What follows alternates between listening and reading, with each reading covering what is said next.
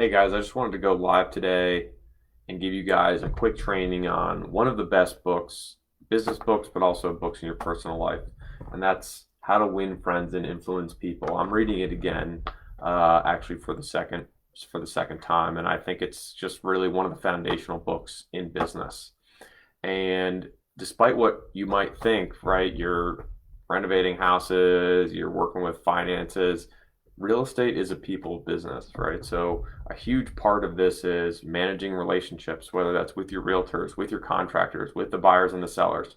And it also is understanding, how people behave and how you can get the most out of your relationships with them. That doesn't say you want to be manipulating people, but you can, by becoming more effective at influencing, you can you can create outcomes that are both better for you and for the seller or buyer, as the case may be, or your contractors, or your business partners, or your investors, right? That's why we call our strategy the win-win-win flip. We want everyone to be winning, and that's really the only way you have longevity in this business, right? Is the point of the game is to keep playing. And so that's what we're here to do. And so I just want to give you guys three tips on from this book on how you can actually handle people better. And so the first one, right? So I'll put them all three up here, and then I'll explain each of them, right? You can see I got my notes in the book. That's how when you guys are reading books, you should be taking notes in the margins. It really helps your brain solidify the information. And so the first is don't criticize, condemn, or complain. That doesn't mean that you should be approving people doing bad things, but it just means that if you're in a situation where you need to deal with somebody, starting off with criticism isn't going to get you anywhere. And so you shouldn't condemn the person, and also nobody likes a complainer, right? And so the way you handle that typically is what I call the compliment sandwich. And so you do sometimes have to deliver bad news, or you do have to sometimes give people constructive criticism. And so the way you do that using this first rules is the sandwich. And so that is, you give somebody a compliment, you tell them what needs to be improved, but you don't position it as what they did wrong, just needs to be improved. And then you compliment them again and talk about how great they're doing on something else, right?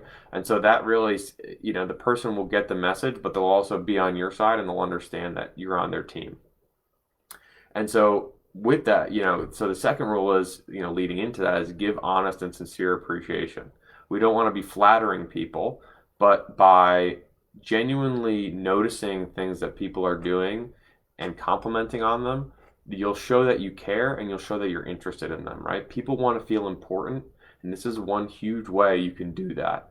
And Chris Voss talks about this in his book Never Split the Difference, but you can actually get people to do what you want them to do, and have them think it was their own idea, just by putting these rules into place. Because what they'll do is, by showing this appreciation, you will actually get them on your side. So they'll begin to see things from your perspective, and they'll want to do what you want them to do, because they'll want to continue to be liked by you, and they know that you like them, and there's a law of reciprocity there.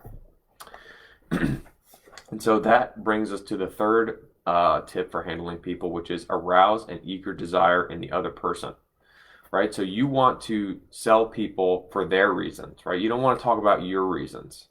So you want them to understand that you understand what they want, and that you can get them what they want by working with them, right? And so that's one huge part of real estate, right? It's how can you get what you want by buying this house, right? So that's what we talk about in staging, for instance.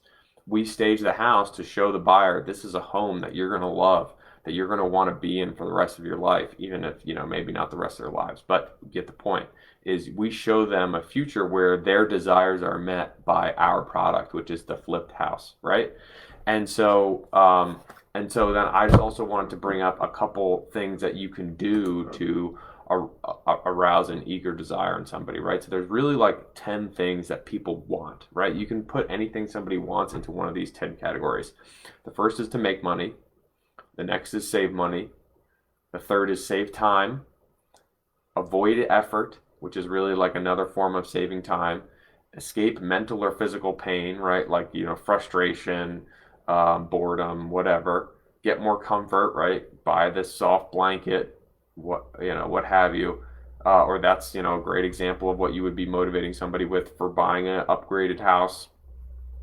Achieve greater cleanliness or hygiene or attain better health, right? How many of you guys have bought vitamins thinking, all right, this is going to make me feel better, this is going to make me healthier, and really there's no scientific evidence there. I mean, I have a whole drawer full of supplements. I don't know about you, but I keep hoping for the miracle drug even though it's not out there, and a huge reason is I'm very concerned with my health. And so, we talked about this earlier, but a huge motivator for people is to gain praise.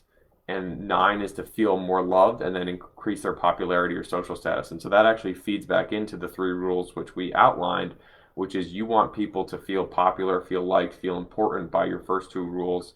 And that will make it a lot easier to create an eager desire in the other person. And they'll actually want to do what you want them to do, and they'll think it was their idea. So I just want to give you guys that quick training. And this applies all across business, across your personal life, in relationships. And don't think of it as manipulative. It is not manipulative, right? You are just working with, think about it as inhabiting the other person's world, right? You're not working on your own plane of existence. You're coming down or up to their level, and you're working with them in the terms that they want to be worked with. So it's really not manipulative at all. In fact, it's a much more humane and human way of interacting. And hopefully you guys can put this into practice and leave your favorite strategy for interacting with people, negotiating with people in the comments below. Thanks, guys. Bye.